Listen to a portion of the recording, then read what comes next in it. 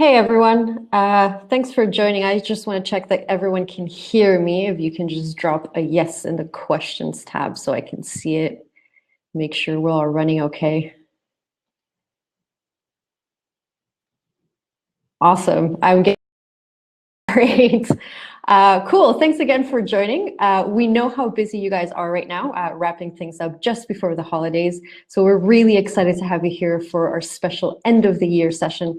We've actually had to upgrade our subscription twice because there's so many of you here, which is super, super exciting. Now, if you've recently looked at your roadmap and started panicking about where the year went, trust me, you're not alone. Here at ProdPad, we know that problem in and out, and we have developed a pretty solid approach for fixing it. But before we get into that, let me introduce myself. I am Andrea, and I am the head of customer success at ProdPad. I think we have a slide that's supposed to come up here right now. We're a little bit late. There we go. And the other face here with me today is Janna, our co-founder and CEO. Hi there. Now, some basics for the webinar today. You guys will notice that there is a questions tab, of course. So please be sure to drop in your questions in there. We are going to try to make this a little bit engaging, so we're going to stop as we go and take your questions. And of course, we will take questions at the end as well. And there's also a polls tab. To check in there as well, we're going to drop a couple of questions for you. With that said, Janna, the stage is on. Wonderful. Thanks very much. And thank you all so much for coming. So how is 2017 going for you? So we know that the whole world is pretty out of whack right now, but what about your roadmap?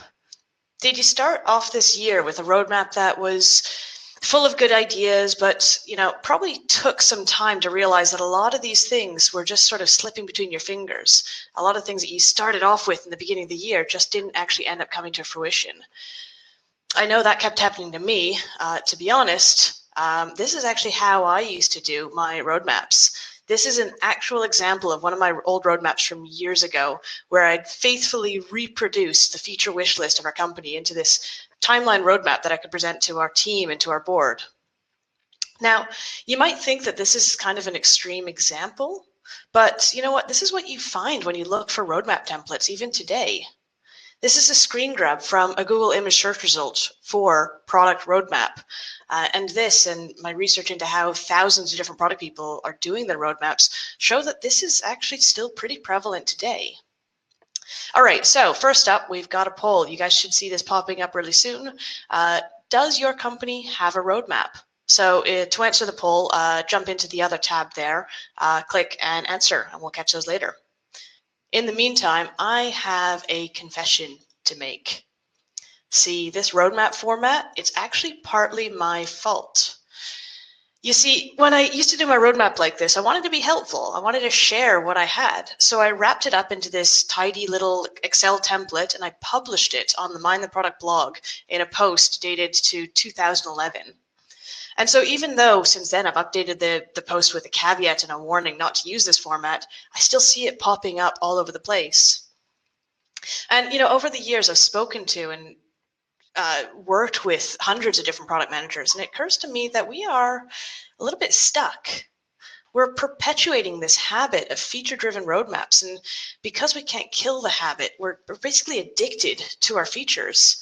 We can't quit this habit of showing off features on a timeline because of the pressures from those around us. Like, for example, you've got your salesperson saying, they can't sell the product without that one last feature. Or your marketing bot may be pointing out that you're lacking a feature that would mean some vital check mark on the pricing grid.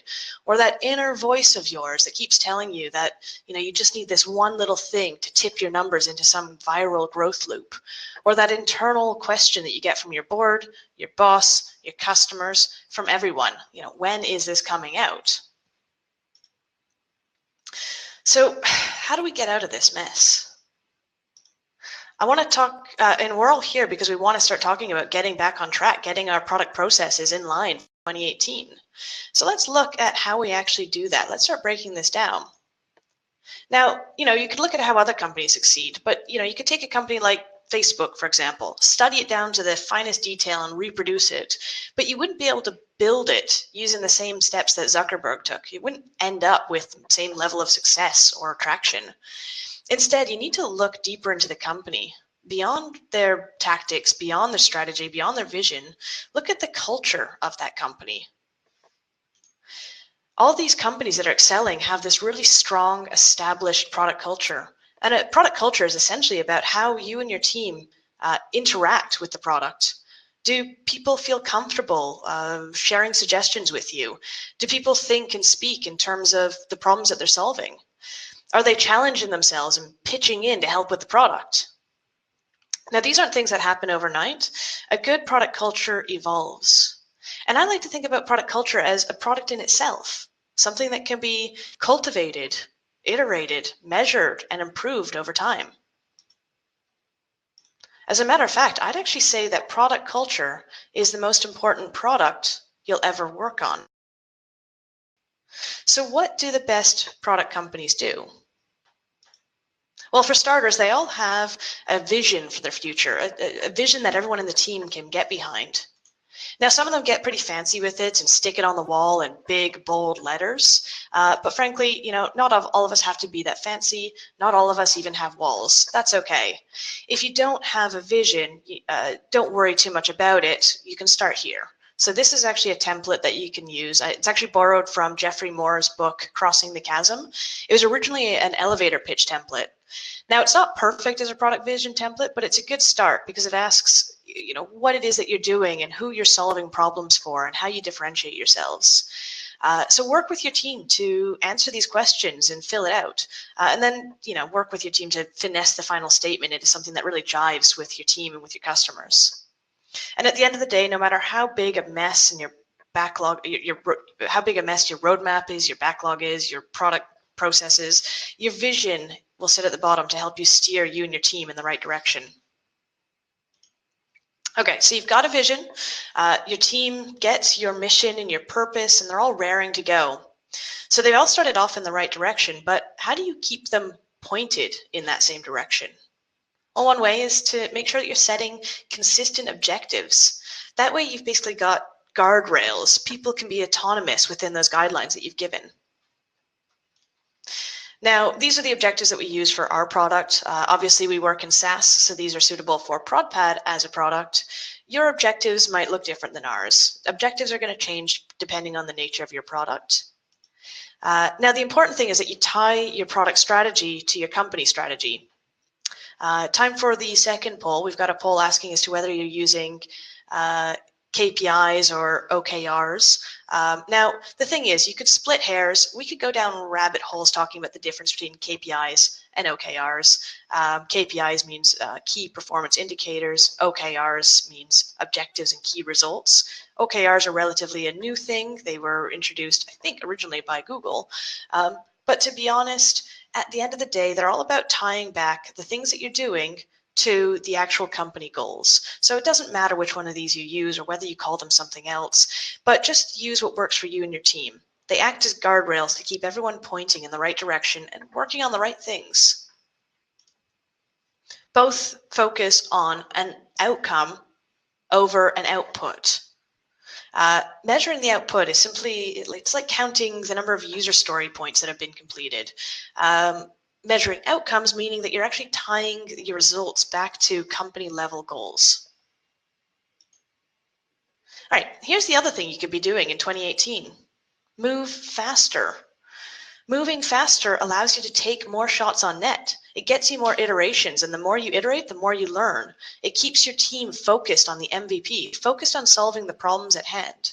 As long as you have a solid vision and well understood objectives, you're not going to end up swinging entirely wildly. You've got those in place, and therefore it's now about solving customer problems as quickly as possible and getting to actual usage data even faster. Last I heard, Etsy was deploying code 50 times per day. And Amazon, I'm sure we're all taking advantage of their nifty 1 day or even 1 hour delivery right now. But try beating their deployment cycle of 11.6 seconds. And the only way this is possible, really, is through continuous delivery infrastructure. And a lot of companies skimp on this, deem it hard and unnecessary. It's something that the CTO has to worry about and the tech team has to worry about, not the product people. But there's a reason why it's so important to good product companies. because continuous delivery essentially means continuous iteration.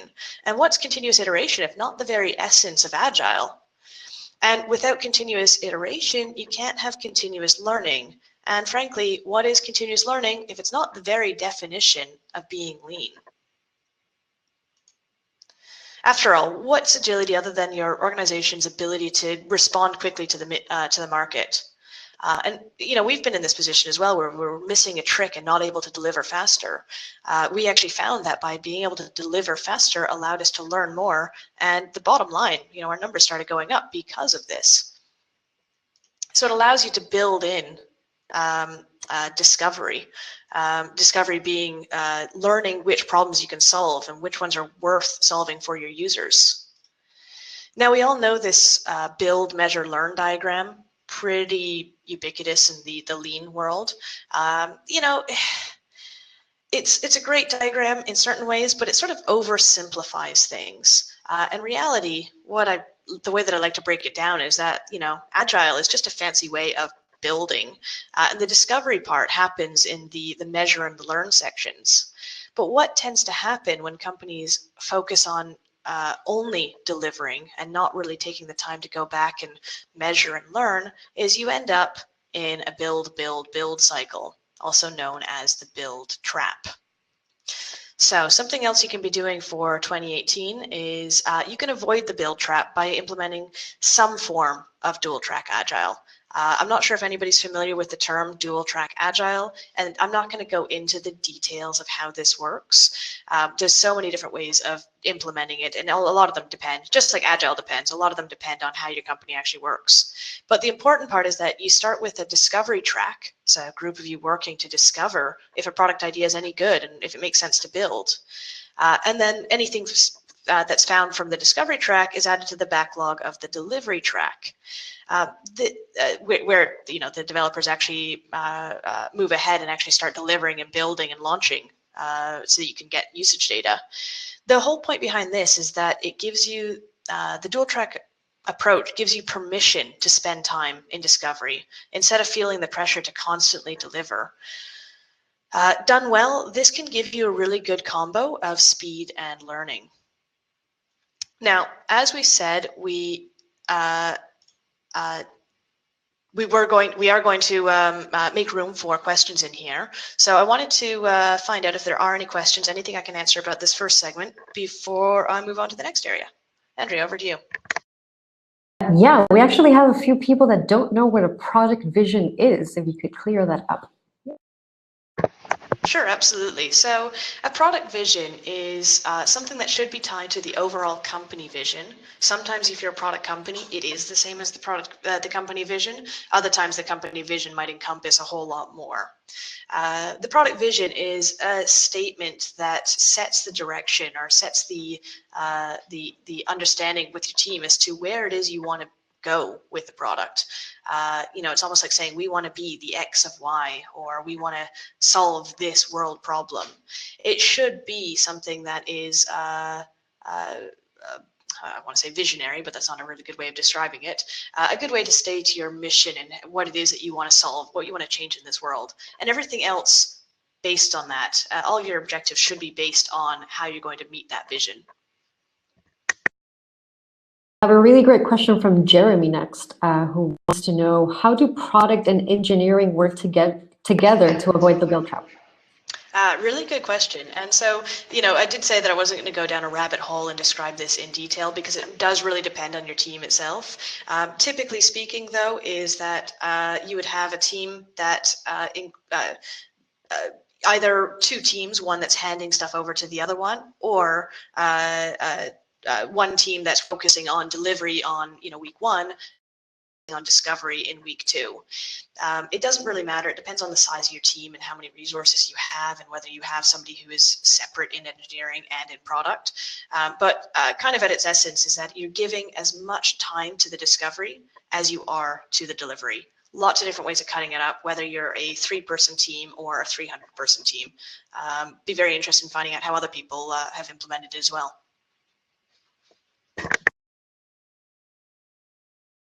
I forgot to unmute myself.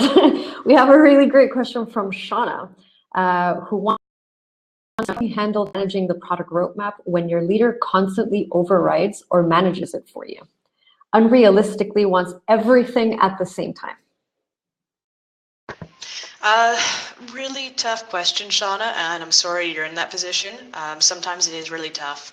A lot of it comes down to, when you're coming to solve this, it comes down to communication and having that frank conversation. You can point out that if they force you to set a date on something, you're going to have to add buffer. And buffer means that you're actually kind of creating time that's just going to get filled by project stuff, but not necessarily allow you to move faster. Or it means you're going to have to cut down on the scope and deliver fewer things. So you have to be frank about that. Or if they're forcing both time and scope, then the only thing that's going to give is quality. And it means you're going to be launching something that will give you more tech debt and will cause you more issues down the line. Now, as to how you get that into the higher ups who are forcing you to work this way, oftentimes point out that they are putting, it often works to point out that they're putting their business at risk, that they are setting themselves up to build a worse product because of their tactics and how they're doing so. Hopefully that helps you, Shauna. I wasn't going to take another question, but there's a really, really good one by Chris, which I think is important, and Janna might have a really great answer, which is, what if you don't have a product team? In my company, engineering is centrally managed, and every 6 months, he needs to pitch engineering time. Really good question, Chris. Every team is different in the way that they're set up. Now, you might not have a product team, but you probably do have people who are wearing the product hat or taking on that role. So again, whether you've got 3 people in your team or 300, it's hard to give more context as to what that looks like in your company. But I've been in a similar situation where in order to get some of my work done, so the things that we did speccing out, we'd have to pitch or set up make a case for having that development time. And what we found was actually we were able to move to a leaner process whereby we set up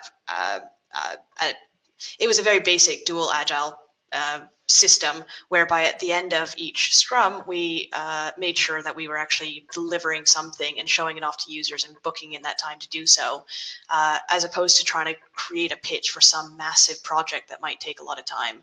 So we went from having every 3 month deliveries to something every couple of weeks or so. It was a lot of hard work, and it does a lot of it comes down to the people and the politics and everything else within the team. All right, so I think we're going to move on to sort of the next segment here, which is around how product companies need to be adaptable, how they need to be open to change. The best product companies out there, the ones who are really, really making a difference, are the ones that accept that dates are not fixed, not if they want to build the best possible versions of their products. And yet, why is it that this is still what you see when you do a Google image search? Now, before I go any further, I want us to all do this together. In 2018, we're going to ditch the timeline from our roadmap. All right, we ready? Here's why. So this format makes you look great today. The board loves it when you can show them this and give them this level of certainty, but it's setting you up for failure. And that's because if you deconstruct the format of this roadmap, you basically get a chart that maps out time versus things to do. And here you have time on the x-axis, and it creates this timeline along the top. And at first, it seems pretty easy and intuitive to use, particularly as you map out the first few weeks of work. When you've got pretty good estimates, you know what's happening, you've got alignment, you know what kind of things are happening this week, next week, and maybe next month. But as you start adding more, the more you put on there, the harder it becomes to manage. You start getting a roadmap that looks more like this. And because that timeline sits at the top, always marching forwards on the roadmap, it'll always include a due date and some sort of time estimate, whether it's been explicitly agreed or simply implicitly suggested by the design of this format. And as a result, you end up with a big pile of features and a big pile of deadlines, and it's all based on a pretty big pile of assumptions. So the first assumption you've made with this format is that you've got an accurate understanding as to how long each one of these is going to take. Now, this might be easy for some of the stuff that you've broken down in more detail and your developers have given estimates, but the further down the list you go, naturally, the less clarity you've actually got. You're also implying that you know that nothing else is going to come in to mess up your timeline. No changes to the market, no new competitors, no fresh ideas coming from customers, no need for iteration, really. And you're also making the assumption that each of these features is just going to work as soon as they launch. So let's say you allowed 3 weeks for that new checkout page. At the end of those 3 weeks, it's going to be converting exactly well as expected, and you're free to move on to the next thing, right? Yeah, we know, not always. And by explicitly adding these features to the timeline, that you already features should actually exist, that they form part of the strategy and therefore should be codified. And at the end of the day, you're making a pretty big and dangerous assumption. You're making the assumption that nothing is going to change and that your original plan was right all along. So, what could possibly go wrong? Well, we all know what happens when you have made up release dates. It might send your death march to hit one of those dates. You might have a horde of sales and even customers who now have expectations on when something's going to be live and what's going to be delivered. This focus on this single plan means that you might miss opportunities in the market. You might not be able to move as fast as your competition, or you might just be downright building the wrong things. And this leads to you being a sad product manager with sad teams. We don't want any of this. So is there a better way? Yeah, of course there is. So let me walk you through that. One way you can do this is actually approach it in terms of the time horizons. Change out that timeline for time horizons. It's subtle, but instead of this single line marching forwards, think about these terms, think about them in terms of 3 buckets. The first bucket is the current stuff. You can be pretty granular here about your focus and your scope. This is the stuff that's being spec'd, designed, built, and even your discovery phase stuff. So at this point in time, you're talking to your customers and prototyping and whatnot. There's not a lot of flexibility here because your team is literally working on it right now. But this is when your team does need some certainty and structure. The next bucket is your near term. You might outline initiatives that have sort of a wider area of focus and less defined scope. It kind of gives you this balance between having the certainty that your team needs, but as well as having some flexibility, right? You can move these around and it doesn't vastly change things. And the last bucket is your future column, right? So this is where you're more likely to have placeholders rather than fleshed out ideas. We're talking about high level, broad scopes, pretty flexible. These are initiatives that you think make sense in light of your product vision. Like these are the things that are going to help you deliver on that product vision, but you don't know how you're actually going to pull that off. And that's okay, you don't need to. So these are the time horizons: current, near term, and future, or sometimes known as now, next, future. And remember those objectives that I talked about earlier? Combine the 2 elements to form a lean product roadmap. Now, you might have heard about this by a number of names. Lean product roadmap is a popular one. Outcome-based roadmap, because it's focusing on those objectives and those outcomes. Theme-based roadmap. Now, theme-based is a bit of a weird one. Let me explain that. So a theme is basically like an initiative or an area of focus or a problem to be solved. It's not a feature, it's not a specific release, it's not a promise, particularly as you start moving into the future column. These are things that are much more broad scope, where something in the current term might represent a single release. So this is a theme-based roadmap or a lean roadmap, sometimes also known as a problem-centric roadmap, where each of these cards represents a problem to be solved. So a lean roadmap will have these time horizons. You might have, a card for each initiative. You might tag them with strategic initiatives or objectives, right? OKRs. You might use tags to sort of outline different areas, and you can add as much or as little detail as appropriate. Remember that at the end of the day, this is a document that's supposed to explain to the right stakeholders, whether it's your team or your board or your customers, where it is you are now and what kind of problems you're going to solve on the way to becoming the product that you envisioned. And the way that you kind of prioritize through this is that the current will include stuff that's in process, in progress, or that you're validating or discovering around. The near term will then have cards that move down in priority. And again, same with the future column. Now I'm seeing a lot of questions coming up here, so maybe we can jump in and take one or two. Just had one or two, but this is a popular topic. Paul would like to know, how do you balance delivery of new features that have been defined by the product strategy or by the product team versus the delivery of client requested features without a timeline in the roadmap? I found that it's hard to demonstrate impact. Okay, so how do you balance the delivery of new features versus client requested features? And actually, this is a dynamic that happens in almost every company ever. Some companies exist in it's kind of like a continuum, right? So some companies exist on the far end where they're basically an agency, right? Their job is to deliver based on timelines, and they charge quite a lot of money to deliver a particular project. And they can do so because they know that they can move slower because there's money at the end of the pot there, right? They're going to get their payout, or they even charge up front. And what they're actually doing is adding enough buffer to make sure that's actually working. Now, keep in mind that when you're actually delivering in that sense, you're doing project management. You're not doing product management. You might be the product manager handling that, but remember that you're changing your hat out for different roles.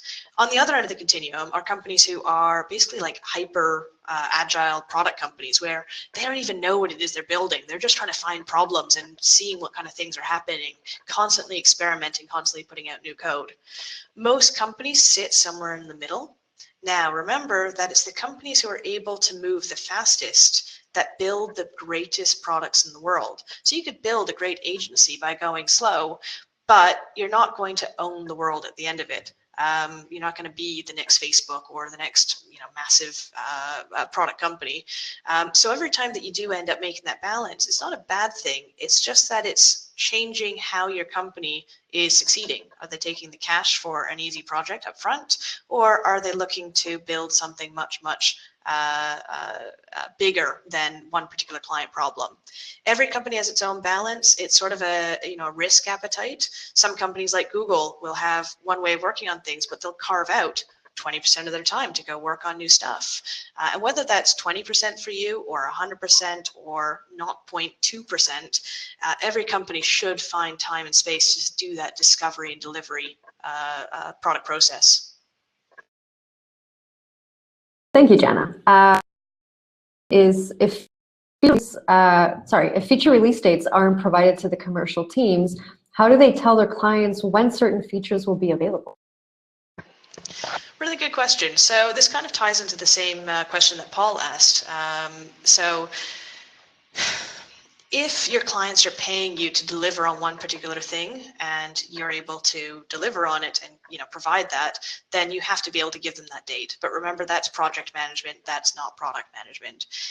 If you're dealing with, you're delivering for 100 clients and they're all, more of a SaaS type thing, or your general users, if you haven't promised a particular delivery or have a contract to deliver for a particular client, you don't necessarily owe them a date. What you owe them is a continually improving product. And the way that you do that is not by taking on bit projects for individual clients. You can't build a great product one client at a time. You need to build it based on what the larger needs are, what the larger problems are to be solved, and aiming for those. So again, every company finds its own balance. Some operate more agency style and provide those dates and get paid well for that. Other companies don't.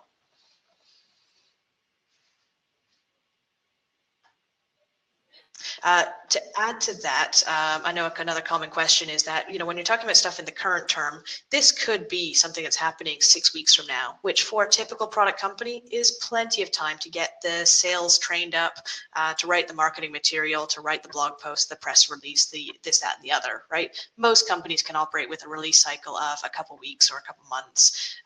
If you're talking about delivering something several years from now or months from now, that sort of takes a different angle, and that's more of an agency style.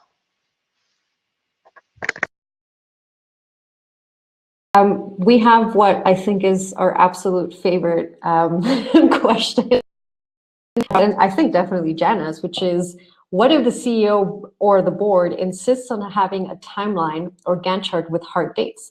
They will not accept a lean product roadmap. They don't understand it, and they absolutely do not want it. They say they want it. Aha, okay. So again, this kind of goes back to the company culture in itself. You know, the board and the CEO who insists on having dates is not necessarily, will be lucky if they end up with the product that outperforms a product that is done in a much more lean fashion. So if that's their, if that's where they want to go with it, then that's where they're going with it. They will get, if they, you know, if you buckle down and do the planning and making sure that you've built in enough buffer to hit those dates, and you're putting in the right resources, and you luck out at every point. But the thing is that if you are promising at the beginning of 2018 to deliver this list of features over the course of the year, it is entirely possible to deliver those features by the end of the year. Will it be the best possible product? Will it be solving the actual problems? Probably not, because a year is a very long time, and it's very possible that somebody else has come in and built a better version of something, or that the market has changed in some ways. So a lot of these issues that I'm hearing seem to come from almost a company culture mismatch that can be very difficult. So again, pointing out why it's risky to do so, what is at risk by doing so, right? You're spending a lot of time with resources building something that may or may not actually solve problems, may not be the best possible product out there.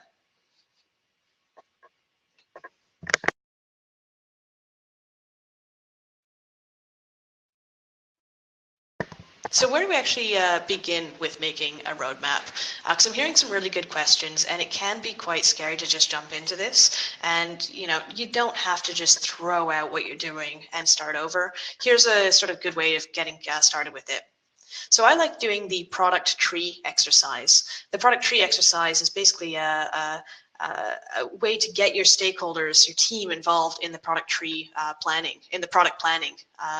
So the way that it works is that you take a big blank wall, either print out or draw a tree on the wall, just a bare tree with a trunk, with branches, with room for roots. The trunk represents the core existing features. The branches represent the areas you can go into, and the roots represent the infrastructure.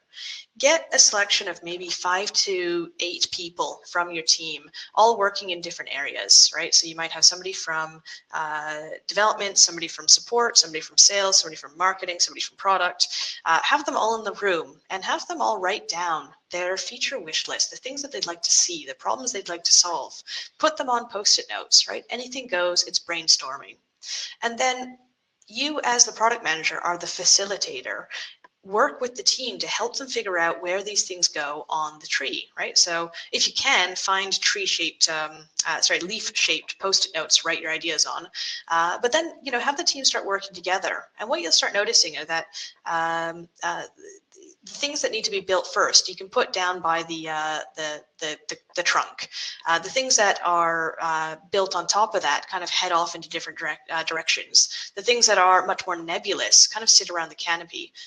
And you can almost think about this in terms of your current, near-term, and future. Now, the infrastructure is equally important because people might be coming up with ideas that actually requires deep roots to hold this tree up. So as your tree is taking shape on top, particularly your infrastructure and development stakeholders, they should be pitching in and saying, well, if we want to build this, well, we need to be able to, you know, rewrite this part or fix this or implement this, and they can build out the infrastructure itself. And the point of this isn't to get a final perfect roadmap. It's to get the ideas as to where your product is going out of the heads of the stakeholders around you. So, you know, each of these areas can be sort of clumps of leaves, could be considered an area of focus or a problem to be solved or a theme. Some stuff won't make the cut, and that's okay. Part of this is to actually scrape things and go, this idea doesn't fit anywhere in our tree. How could we ever include this on the roadmap? If it is supposed to be on the tree, then we need something to grow towards it. We need some steps to get there. And so you can think about the sort of inner part of the tree as the current, and then it widens to the near term and the future. And the whole point of this isn't that it's going to be your final roadmap, but the point of it is that it gives you something that you can actually start as a starting point to present it. That way, when you're showing your roadmap, you're not just showing them things that you've made up. It's not coming out of nowhere, because that puts you on the back foot when people start saying, where did you get this? Instead, you're actually feeding back to them what you've actually worked together into the roadmap. So it takes some of the element of surprise out and makes sure that your roadmap is actually well informed by the people around you. And remember, I said that some stuff won't make the cut. That's okay. That's totally normal. If there's still things up for discussion, you can actually add them to an extra area outside of the roadmap called your candidates. Think of it as like a draft board for your roadmap, right? So they're basically problems to be solved, but you're not sure if solving that problem actually maps to your actual vision. Don't necessarily throw that work out. Keep it somewhere, because you never know when that actually does become relevant. Other important piece, this is a bad habit I've seen all over the place, but I think it's one that we can all kick in 2018, because in hindsight, it is pretty obvious. This is what you often see, is that when you deliver a product, when you launch something, you close all the tickets in JIRA or Trello, you crumple up all the Post-it notes on the wall, and you start moving on to the next thing. Well, instead of doing that, don't just throw them out. Gather them into a completed area, right? A section that you're almost saying, these are the things that we've launched, but we need to go back in a week or a month or even a year's time and validate as to whether it actually solved the problem, right? So if you did release X in order to get more revenue, did you actually get more revenue? Or did you find out that that didn't work and therefore you need to go back and do something else with it? So you might have heard the saying, no roadmap survives contact with. Well, good. Just as your first prototypes and MVPs are likely to get trashed by early customers, your roadmap is meant to change and adapt as you learn more. Having a massive fixed roadmap doesn't give you the chance to be agile in the long run. So just as you might do a prototype for an interface to figure out whether the button should go on one side or the other, think of your roadmap as basically a statement of your strategy, where you can basically say, these are the steps we want to take. You show that to customers early on, and you'll find out pretty quickly as to whether this is actually something that's solving a problem or whether it's not. And if you end up taking something off the roadmap, it's been sitting in the future for a few months, you realize that no one actually really cares whether it's there or not, take it off, and you've saved yourself and your entire team tons of work building something that shouldn't have been there in the first place. So it's good. And it's not just us doing this. It's not just small companies. It's companies all over the world who are tackling things in this way. As I said, some companies are doing it with their entire company. Other ones are doing it with smaller subsets. It just depends on the nature of the company itself. So let's talk about how to get your team on board with this, because this is where a lot of the questions seem to be coming from. You can wean people off the timeline format. You don't have to scare them by completely throwing out your old version. A common format I've seen is something like this, where you've got, instead of current, near-term, future, you might be able to give some more broad dates, right? This gives you some working flexibility, but also some of the certainty that people are looking for. You can say, this is what we're working on this quarter, this is what we're working on next quarter, and this is what's happening beyond that. And to be honest, if you know that the thing that's happening next quarter has a particular deadline, milestone, something that is unchangeable, put that on the card. Make sure that's expressed within the roadmap so that people can look at it. You're just taking off that timeline roadmap because you don't want everything to have an express date on it. You want to be able to say, this is the overall plan, this is where we have flexibility, and this is where we don't, and we want to deliver on that. And that's okay. So you can wean people off the timeline roadmap.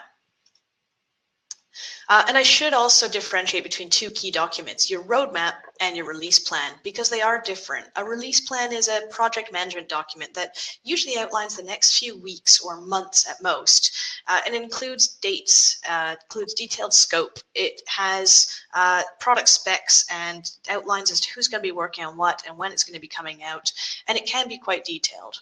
But the roadmap is a different document. It's a much broader document.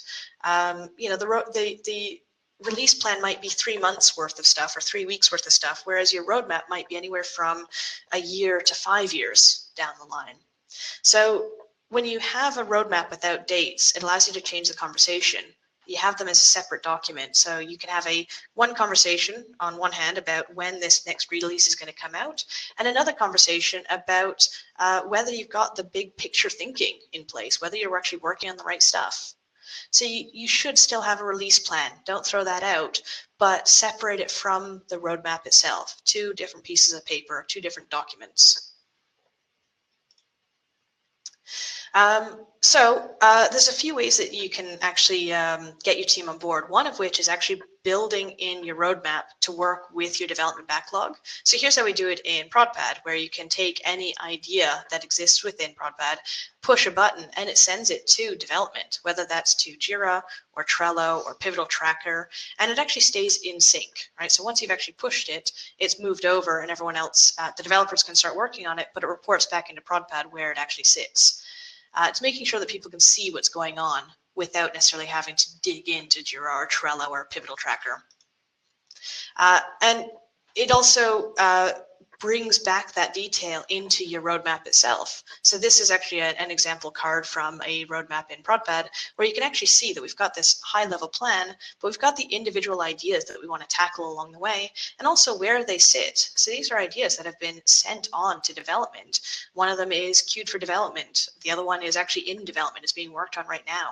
One of them has been released. So maybe I can go start validating it and seeing if it works. So you can actually see the progress of your roadmap initiatives directly in your roadmap.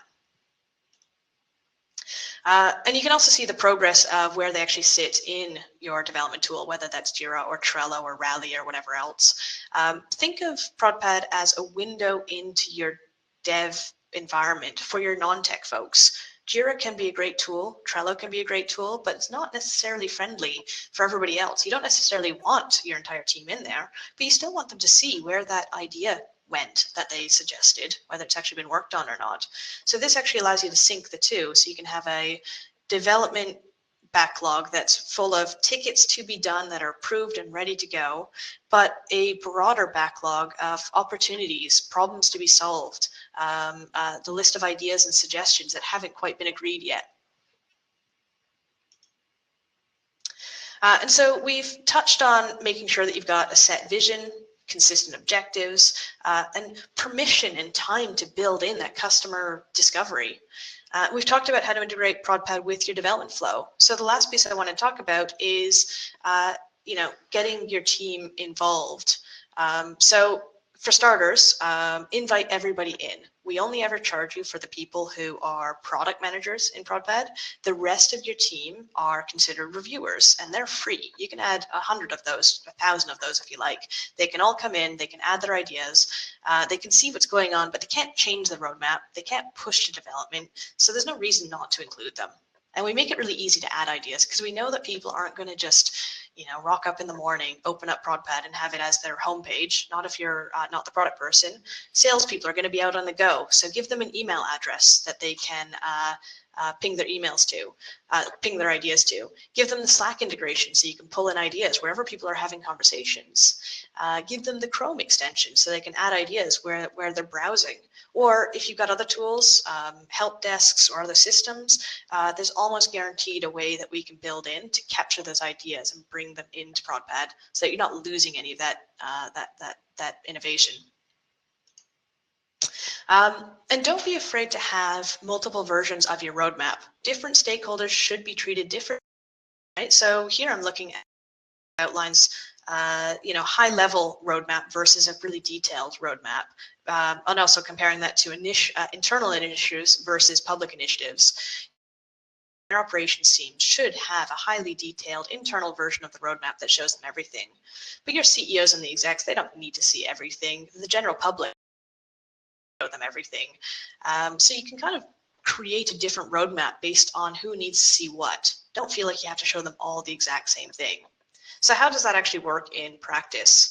Well, here's what we've built in ProdPad, which is basically a master view of your roadmap. This is what you as a product manager should see. It's got a lot of controls, it's pretty powerful, but it might be overwhelming for some people who don't need to see everything or that you don't want to show them everything.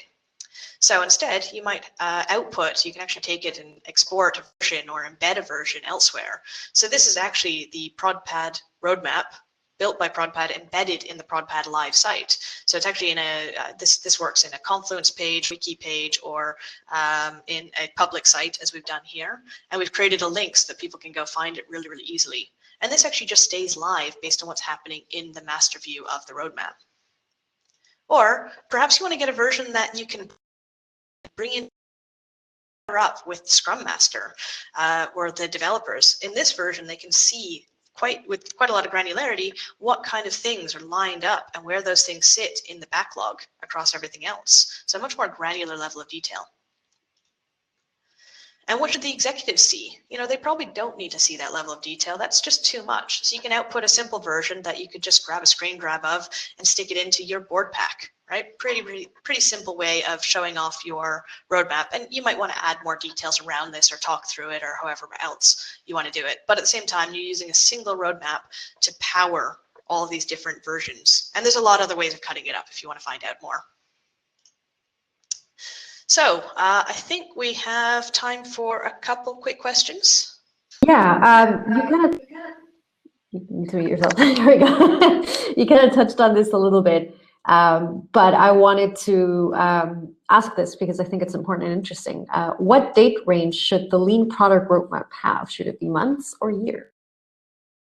Really good question, and I'm going to use the classic "it depends." If you're a micro startup, and you've got no, you know, you've just started building something, you don't want a roadmap that is, you know, 3 years long. You don't know if you're going to be in business in 3 years' time. Whereas if you were to, you know, your current term might just be the next couple of days of releases. Your near term might be a month or so, and your future, the biggest vision that you have, only extends 6 months. So your roadmap is actually 6 months long. Whereas if you're a larger company or you've got a more mature product or product process, it might be anywhere from a year to 5 years. A lot of people look at the roadmap and they break it up into a year, which a year in itself is just an arbitrary block of time. Yes, we all understand what a year is, but you know, beginning of 2017, maybe a year was the perfect amount of time for your roadmap, but over the year, your product matured, and maybe now your vision stretches out 18 months, and current is actually a little bit longer, and so is near term. So the actual length of it is nebulous, but you know, think about it in terms of relative to the size or maturity of your product itself. Next question is, when is the right time to revise the roadmap? Is too often, and how long is too long? So when revising a roadmap, it can be something that you do. I mean, you know, you're not going to be updating it every day. You'll probably be updating it every couple weeks, maybe every month or so. Some of the smaller items on your roadmap, like the different ideas and how they're moving, well, they're being updated automatically from what's happening in development, and you might be closing them off and checking them off and saying, yes, that solved the problem. Let's move on. So you might be updating it as often as you release. Typically speaking, you'll see people going in, you sort of see a flurry at the end of the month when it comes up to do the board packs and get everything up to date. If you're leaving it more than a few months, then you're probably not working on the right stuff. By the time you've actually gotten to that point, things might have been changed and you should be reevaluating, making sure that you are building the right stuff. So usually between 3 to 6 weeks or so in terms of an update cycle. Cool. So here is about who owns the release plan. Is it the project manager? Is it the product manager? That's a really good question. So who owns that release plan? And that's another big question because, again, it depends on who's in your team. Classically speaking, it might be a Scrum Master and a lead developer who are figuring out when things are being deployed. But it depends on what your deployment system looks like and what that takes. It depends on you know, who's actually playing the product role. It depends on whether you've got an official product owner or whether that's just somebody who has a hat on to do the product ownership stuff. It's usually done very, very closely with the product manager. So the product manager often ends up doing some of this release planning, which is okay. You know, product managers should make good project managers. But just remember that when you're doing a release plan, you're wearing a different hat. So you need to apply different ways of thinking about things. But yeah, the roadmap and the release plan should be not necessarily owned by the same person, but they should be in tandem, right? The two should communicate in some way.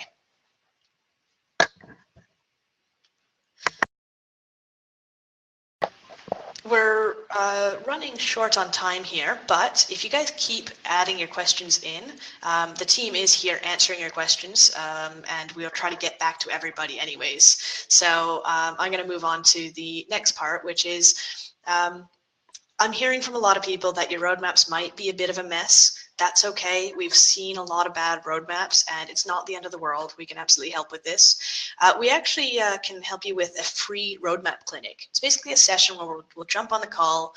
You'll talk to an experienced product leader, somebody who's done this before, and talk you through different ways of improving your roadmap, whether it's something very slight to start weaning you into the right direction, or whether it's an overhaul. We can help you with that. So keep an eye on your emails after this, and we'll send you details on how to book a free roadmap clinic. And very importantly, the holidays are coming. So now is actually a really good time to get your trial started, today even. You might be planning to be away and taking it easy over the holidays, which is fine. We have a free trial that automatically extends itself based on your usage. So if you're going away, you'll still be able to jump back in and continue your work in the new year. But if your colleagues are going away and you're not, the holidays is actually the perfect quiet time to get your product processes in line and get your ProdPad ready for the new year. So we actually offer support over the holidays, so we'll be here to help you out. And we actually tend to see some really interesting spikes in usage. So here's a fun fact about what product managers do with their holidays. Here at ProdPad, our first ever paying customer joined and signed up on Christmas Eve. So I hope to see a few more of you joining up over Christmas and in the new year. So start your trial today. You're going to get access to the road mapping features that I showed you, the workflow integrations with JIRA, Trello, GitHub, and others. There's really useful integrations with your team stuff like Slack and Chrome and email and all the others. And as I said, free access for your entire team. We only charge for the individual product people using ProdPad, so you can invite all the others in once you've actually got your trial started and you're good to go. So in the meantime, keep your questions coming, and thank you all so much for coming today. It's been really good having a chance to chat with everybody. Any other questions? There's tons of questions, but we are running out of time. I guess the really big one that stood out to me right now, and I answered it really quickly, but I think it's worth answering right now, is what if the big picture changes over months? How do you balance staying with the new plan versus the old plan, and do you trash things? That's a really good question. I mean, theoretically, if you were to create a roadmap today and it's outlining what you're going to do in 2018, and it includes some Project X, and you discover that Project X is actually no longer worth doing, right? Maybe some other competitor built it and, it's already been done now. Or maybe it turns out that technology has changed and it's not worth doing. Or maybe you found other really cool things to go build that will mean that you don't actually need to go do that one instead.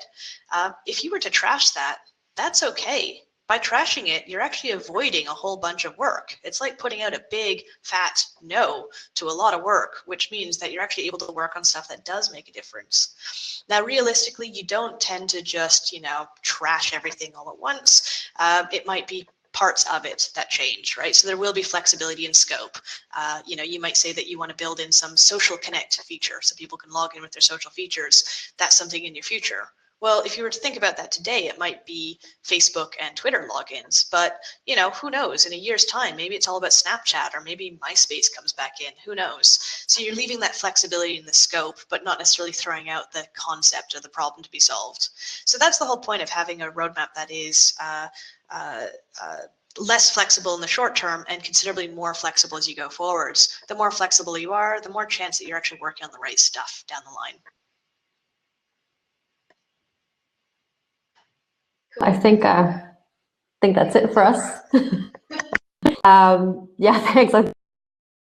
Thank you all so much for attending today. There's so many questions. I think we're going to be emailing you very soon and try to answer some of those questions as well via email. But yeah, that's it for us. Thanks again. Happy holidays. Something, Jen? Yeah, thank you so much, everyone. Again, happy holidays. Andrea, you've been amazing, and you guys have been awesome with your questions. I look forward to hearing about you over the next, hearing about how you're getting on with it over the next couple of weeks. Thanks again.